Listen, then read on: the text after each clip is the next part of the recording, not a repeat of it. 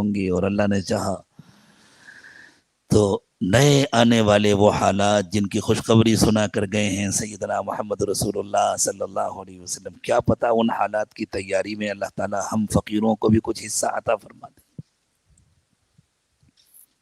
دنیا میں ایک بڑی تبدیلی جو آنے والی ہے انشاءاللہ، ظلم کے بادل چھٹنے والے ہیں، انصاف آنے والا ہے، اللہ کی رحمت کی بارش ہونے والی ہے، تو شاید اللہ اس میں ہمیں بھی استعمال کر لیں، کم از کم ہماری دعاؤں کا تو اس میں حصہ ہو۔ اللہ سے روز مانگنا چاہیے کہ اللہ ہمیں بھی استعمال کر لیجیے، عافیت کے ساتھ استعمال کر لیجیے، کسی امتحان اور آزمائش میں ڈالے بغیر استعمال کر لیجیے۔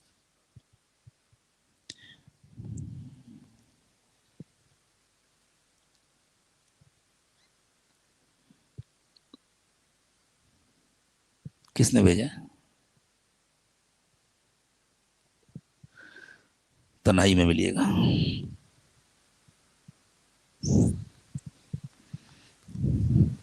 ہر بات ہر جگہ کرنی مناسب نہیں ہوتی۔ تو حضرت امام ربانی مجدد الفسانی رحمۃ اللہ علیہ نے لکھا ہے، فرماتے ہیں کہ ایک دن فجر کی نماز کے بعد میں اپنی مسجد میں بیٹھا ہوا تھا، سرہند میں، پنجاب میں ہے سرہند۔ ایک بزرگ آئے جن کا نام تھا شاہ کمال کیتھلی۔ کیتھل کوئی مقام ہے، کوئی گاؤں ہے، وہاں کے رہنے والے۔ یہ شاہ کمال کیتھلی حضرت شیخ عبد القادر جیلانی رحمت اللہ علیہ کی اولادوں میں تھے۔ اللہ تعالیٰ نے حضرت شیخ عبد القادر جیلانی رحمت اللہ علیہ کو بہت ساری اولادیں عطا فرمائی تھی اور ان کی نسل کو خوب پھیلایا، سادات میں سے ہیں، اور ہمارے یہاں بھی ان کی اولادوں میں بعض افراد موجود ہیں۔ تو ان کی اولاد میں ان کے گھرانے کے ایک بزرگ تھے شاہ کمال کیتھلی۔ انہوں نے آ کر کے حضرت مجدد صاحب کو ایک جبہ دیا اور کہا اس کو پہن لیجئے۔ حضرت فرماتے ہیں جیسے ہی میں نے وہ جبہ پہنا مجھے عجیب کیفیات کا احساس ہونے لگا، گویا کسی اور عالم میں پہنچ گئے۔ واقعے کی تفصیل کیا ہے؟ واقعے کی تفصیل یہ ہے کہ ایک مرتبہ حضرت بڑے پیر صاحب حضرت شیخ عبد القادر جیلانی رحمت اللہ علیہ آبادی سے باہر جنگل میں بیٹھ کر مراقبہ کر رہے تھے۔ سینکڑوں سال کا فاصلہ ہے درمیان میں، وہ اپنی زندگی میں بیٹھ کر مراقبہ کر رہے تھے۔ اچانک ان پر ایک نور ظاہر ہوا، بڑا زبردست نور نظر آیا۔ جب وہ متوجہ ہوئے کہ یہ کیسا نور ہے تو ان کو بتلایا گیا کہ کئی 100 سالوں کے بعد دنیا میں اللہ کا ایک بندہ پیدا ہوگا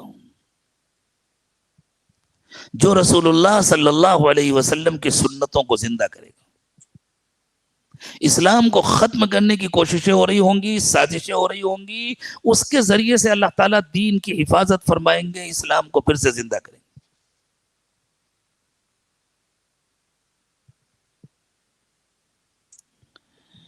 شرک اور بدعات کا خاتمہ کرے گا،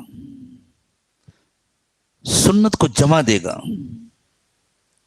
تو شیخ عبد القادر جیلانی رحمۃ اللہ علیہ کو بڑی خوشی ہوئی اور ان کے دل میں تمنا پیدا ہوئی ایسا نیک و مقبول بندہ پیدا ہوگا، اس کے اتنے کارنامے ہوں گے تو اس کی کمپنی میں کچھ میرا بھی شیئر ہو۔ یہ لفظ میں نے جان بوجھ کے استعمال کیا ہے۔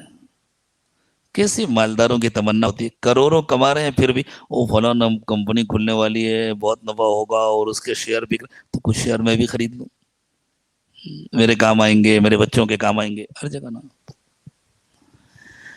تو جس کو اللہ کی محبت حاصل ہو جاتی ہے، جس کو آخرت کی فکر ہو جاتی ہے، اس کو اس کی خواہش رہتی ہے میرے اعمال قبول ہو جائیں اور جتنے لوگ نیکیاں کر رہے ہیں ان میں میرا بھی حصہ ہو جائے۔ کیا آپ کا دل نہیں چاہتا کہ جتنے معتکفین ہیں سب کی نیکیوں میں ہمارا حصہ ہو جائے؟ دل چاہتا ہے؟ کس کا چاہتا ہے؟ سب کا چاہتا ہے۔ طریقہ بتلا دیں، آج سے روزانہ تہجد میں مانگنا شروع کر دیا، اللہ سب کا اعتکاف قبول کر لیجیے، اللہ سب کی دعائیں قبول کر لیجیے، اللہ کسی کو بھی خالی ہاتھ واپس نہ کیجیے، سب کے لیے مانگے، سب کی نیکیوں میں آپ کا حصہ ہو گیا۔ اور اس سے آگے بڑھ کر کے اللہ دنیا بھر میں جتنے معتکفین ہیں سب کے اعتکاف کو قبول کر لیجیے. اللہ پوری دنیا میں جتنے تراویح پڑھنے والے ہیں سب کی تراویح کو قبول کر لیجیے. اللہ جتنے روزہ رکھنے والے ہیں سب کے روزے کو قبول کر لیجیے. سب کی نیکیوں میں حصہ ہو گیا. اللہ پوری دنیا میں جتنے انسان بھٹک رہے ہیں جہنم کے راستے پر چل رہے ہیں اللہ سب کو ہدایت دے دیجیے. اللہ سب کو جنت کے راستے پر چلا دیجیے. اب پوری دنیا میں جہاں کہیں جب کہیں کسی کو ہدایت ملے گی اللہ قیامت تک جتنے انسان آئیں گے سب کی ہدایت کے فیصلے کر دیجیے. اب قیامت تک جہاں کہیں جب کہیں کسی کو ہدایت ملے گی اس کی ہدایت میں آپ کا بھی شیئر ہوگا. شوق ہو جائے تو کمائی کے راستے بہت ہیں. جیسے مال کمانے والے چلتے پھرتے راستے ڈھونڈ لیتے ہیں. کہتے ہیں 2 آدمی تھے, ایک کا مزاج صرف شکایت کرنے کا تھا اور جس کا شکایت کا مزاج ہوتا ہے نا وہ عملی زندگی میں کچھ نہیں کر پاتا. ایک کا شکر کا مزاج تھا اور تاجر آدمی تھا. مزاج شکر کا تھا, تجارت کے مواقع تلاش کرتا تھا. ایک ہی بستی میں دونوں آدمیوں کا الگ الگ موقعوں سے گزر ہوا. پہلا جو تھا شکایت کرنے والا وہ جا رہا تھا اس بستی سے, اس کی چپل ٹوٹ گئی. تو اس نے سوچا کوئی بات نہیں, پیسے تو بہت ہیں, چپل ٹوٹ گئی دوسری لے لوں گا. کسی سے پوچھا بھائی بازار کدھر ہے؟ ادھر ہے بازار. بازار گیا, دیکھ رہا ہے کوئی فٹ ویئر تو ہے نہیں. ارے بھائی یہاں کوئی چپل کی دکان نہیں؟ کہ نہیں یہاں کوئی چپل کی دکان نہیں. کوئی چپل کی دکان ہی نہیں ہے؟ نہیں کوئی چپل کی دکان نہیں. پھر لوگوں کو جوتے کی چپل کی ضرورت نہیں ہوتی؟ نہیں ضرورت ہوتی ہے. قریب میں 40 کلومیٹر کے فاصلے پر شہر ہے, جب کبھی کسی ضرورت سے جاتے ہیں تو وہاں سے لے لیتے ہیں چپل وغیرہ کی. کمال کے لوگ ہیں, کیسے بے وقوف ہیں. اتنی بڑی بستی ہے, اتنی بڑی آبادی ہے, ہزاروں کی آبادی ہے, سینکڑوں مکانات ہیں, اچھا خاصا بازار ہے, اور اتنے بڑے بازار میں ایک چپل کی دکان نہیں. عقل نہیں ہے کسی کو.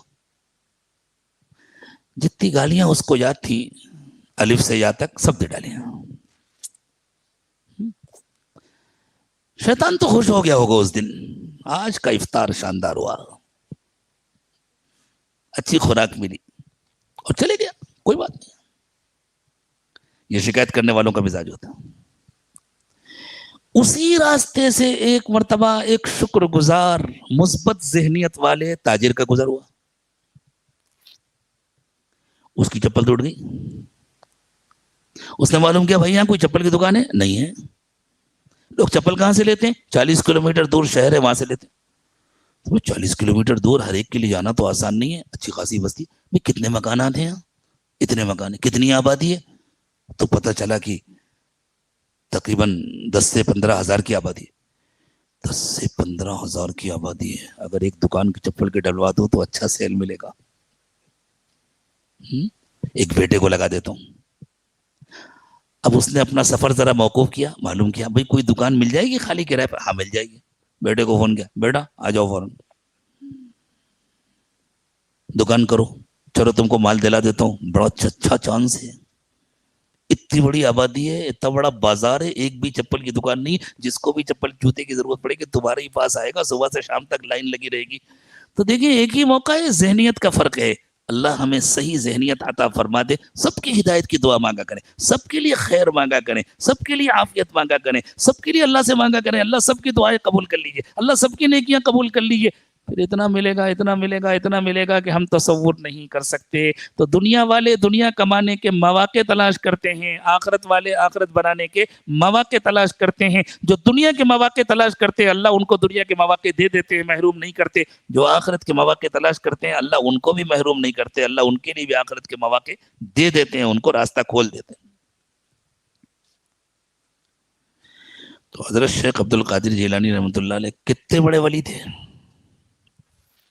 کتنے بڑے اللہ والے تھے. پھر بھی ان کے دل میں تمنا پیدا ہوئی اتنا بڑا اللہ کا ولی پیدا ہوگا میرے بعد کئی 100 سال کے بعد, اور اس سے اللہ اتنا کام لیں گے, اس کا فیض پوری دنیا میں پہنچے گا.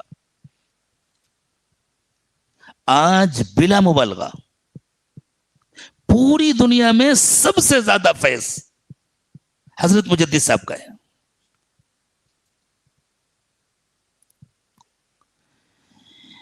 ہمارے تمام علماء کے استاذ ہیں حضرت الامام شاہ ولی اللہ محدث دہلوی رحمۃ اللہ علیہ، حدیث کے تفسیر کے استاذ ہیں حضرت شاہ ولی اللہ۔ دارالعلوم دیوبند کا فیض تو پوری دنیا میں پھیلا ہوا ہے۔ جن لوگوں نے پوری دنیا دیکھی ہے ان کی یہ آنکھوں دیکھی گواہی ہے۔ دو بڑے ممتاز بزرگ ہیں جن کو اللہ نے دنیا کے اکثر ملکوں میں جانے کا موقع عطا فرمایا۔ ایک ہمارے حضرت پیر صاحب، اللہ تعالیٰ ان کا سایہ دیر تک قائم رکھے، صحت اور عافیت سے رکھے، اور دوسرے شیخ الاسلام حضرت مولانا مفتی محمد تقی عثمانی صاحب۔ دونوں نے یہ بات کہی ہے، دونوں نے یہ بات لکھی ہے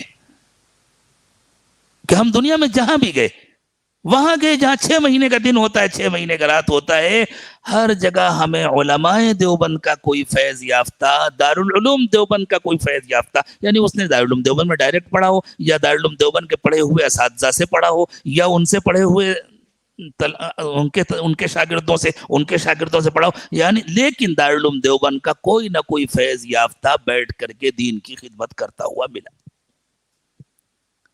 یہ سارا علمی فیض کس کا ہے؟ حضرت شاہ ولی اللہ صاحب کا۔ اور حضرت شاہ ولی اللہ نقشبندی ہے۔ حضرت شاہ ولی اللہ صاحب کو فیض کس سے ملا؟ حضرت مجدد صاحب سے۔ سلوک کے سلسلے میں آپ دیکھ لیں کہ اس وقت ساری دنیا کی نگاہیں جس علاقے پر ہیں، جس علاقے سے عالمی تبدیلی پیدا ہونے والی ہے، وہ کون سا علاقہ ہے معلوم ہے؟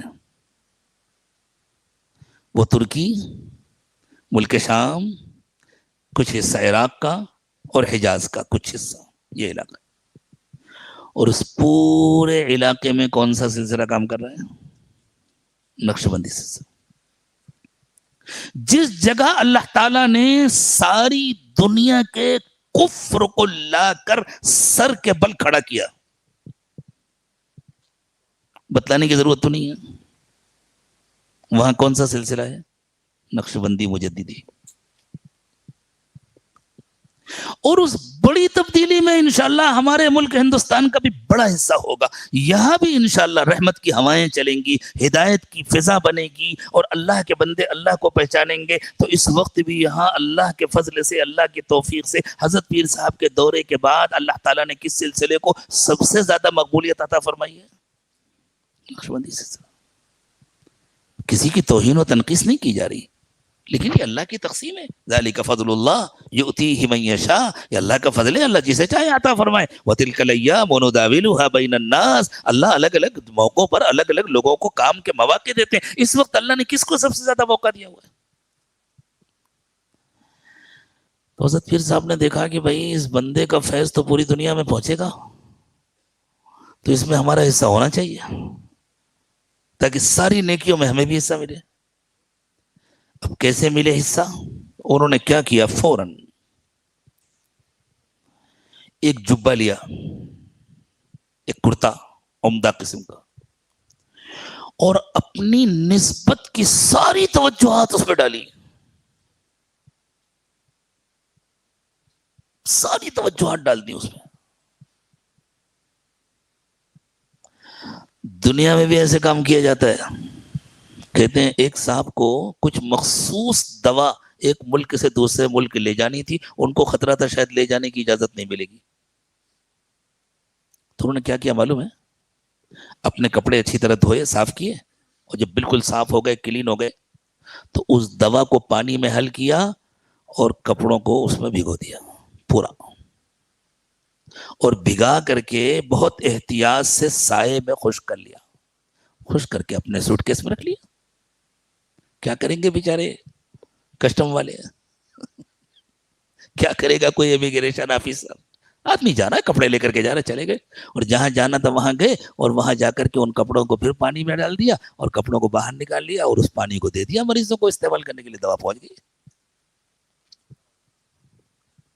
یہ ایک مثال تھی جو اس سے میں نے سمجھا، یہ حقیقی مثال ہے، میں نے یہ واقعہ پڑھا تھا ایک مرتبہ۔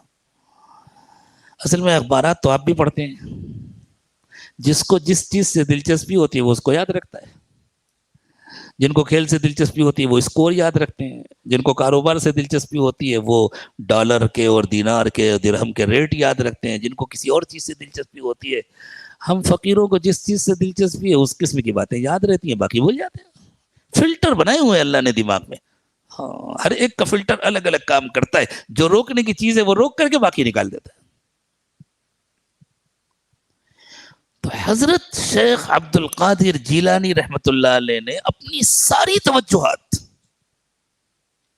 اس جبے میں ڈالی اور اس کو لپیٹ کر کے اپنے صاحبزادے کے حوالے کیا، بیٹا اس کو اپنے پاس رکھو اور اپنی اولادوں میں اس کو منتقل کرتے رہنا، ایک وقت آئے گا کہ اللہ کا ایک نہایت مقبول بندہ پیدا ہوگا جس کے ذریعے اللہ پوری دنیا میں کام لیں گے، یہ اس کی امانت ہے، اس کو دے دی جائے۔ وہ جبہ جس گھر میں رہتا تھا اس گھر میں برکتوں کی، رحمتوں کی بارش ہوتی تھی،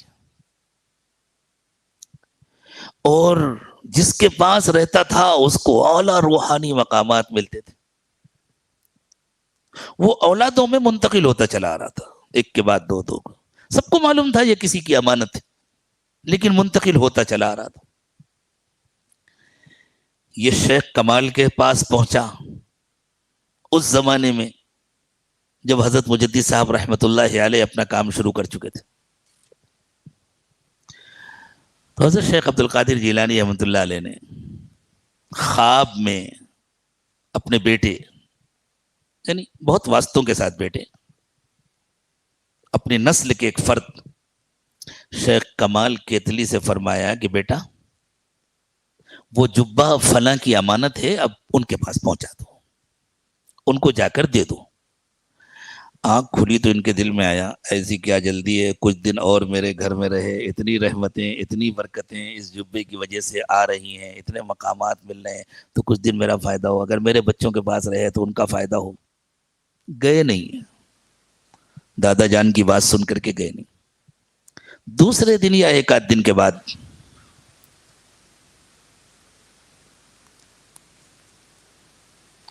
چند دن کے بعد اسی سوچ میں چند دن گزر گئے، تو چند دنوں کے بعد انہوں نے دوبارہ خواب میں دیکھا کہ ان کے دادا جان حضرت شیخ عبد القادر جیلانی رحمت اللہ علیہ بڑے ناراض ہیں اور فرما رہے ہیں امانت پہنچا دو ورنہ تم بھی محروم ہو جاؤ گے، جو نعمت تمہیں ملی ہوئی ہے نسبت کی وہ تم سے چھین لی جائے گی۔ گھبرا گئے،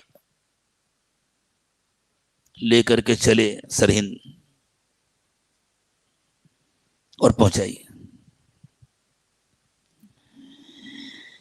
جا کر کے دیا کہ حضرت یہ حضرت شیخ عبد القادر جیلانی رحمۃ اللہ علیہ کی امانت ہے آپ کے لیے، میرے گھر میں، میرے خاندان میں، ان کی نسل میں یہ امانت منتقل ہوتی چلی آ رہی ہے، اب حکم ملا ہے کہ آپ کو پہنچا دیں، اس کو آپ پہن لیجئے۔ حضرت مجدد صاحب فرماتے ہیں فجر کے بعد کا وقت تھا، میں مسجد میں بیٹھا ہوا تھا، میں نے لے کر کے اس کو پہنا، جو پہنا تو ایک دم سے ان کے اوپر قادری نسبت کا غلبہ ہوا، اتنا غلبہ ہوا کہ گویا نقشبندی نسبت اس کے نیچے دب گئی۔ تھوڑی دیر کے لیے قادری نسبت کا سخت غلبہ ہوا اور پہنچ گئے دوسرے عالم میں، عالم ارواح منکشف ہو گیا، اور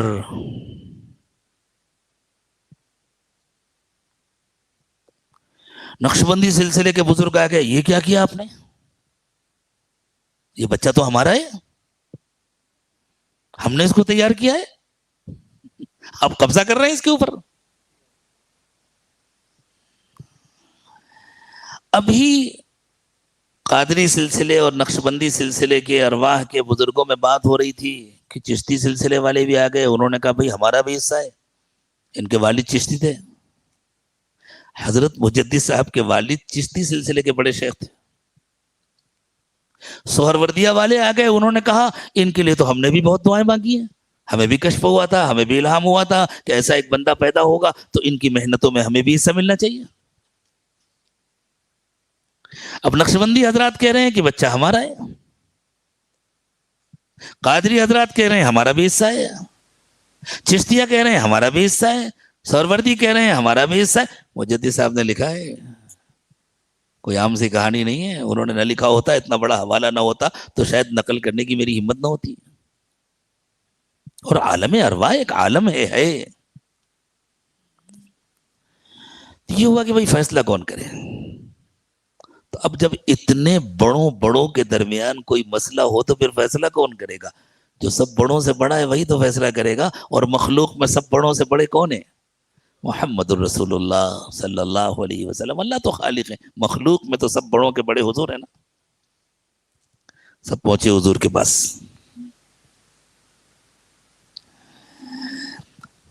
حضور کے پاس سب پہنچے اور سب نے اپنا اپنا مسئلہ بیان کیا. حضور نے کہا اچھا ٹھیک ہے, میں فیصلہ بعد میں کروں گا, پہلے آپ لوگ ایسا کریں, سب اپنی ساری توجہات ان پر ڈالیں, اپنے اپنے سلسلے کی ساری توجہات ڈالے اور اپنے اپنے سلسلے کے اپنے اپنے نسبت کا پورا نور منتقل کر. سب نے پوری توجہات ڈالی. حضور نے فرمایا اب فیصلہ یہ ہے کہ کہے تو جائیں گے یہ نقشبندی ہے, اور طریقہ تربیت تو ہوگا نقشبندی ہے, لیکن حصہ سب کا ہوگا, برکتیں سب کی ہوں گی, فیض سب کا ہوگا. تو جب ہم سب کی روٹی کھا رہے ہیں تو کسی کی ناقدری کر سکتے ہیں؟ جب سب کا فیض پا رہے ہیں تو کسی کو معمولی سمجھ سکتے ہیں؟ کسی کو معمولی نہیں سمجھ سکتے, کسی کو حقیر نہیں سمجھ سکتے. الحمدللہ ہمیں سب کا فیض مل رہا ہے, قادری فیض بھی مل رہا ہے, نقشبندی تو مل ہی رہا ہے, اس کے ساتھ قادریہ سلسلہ کا بھی فیض مل رہا ہے, سہروردیہ کا بھی مل رہا ہے, چشتیہ کا بھی مل رہا ہے. اللہ سب کی خدمات کو قبول فرمائے, سب کے درجات کو بلند فرمائے. لیکن حضور نے فیصلہ فرما دیا نسبت ہوگی نقشبندیت کی طرف, اس وجہ سے کہ یہ نقشبندی سلسلے میں پلے بڑھے ہیں اور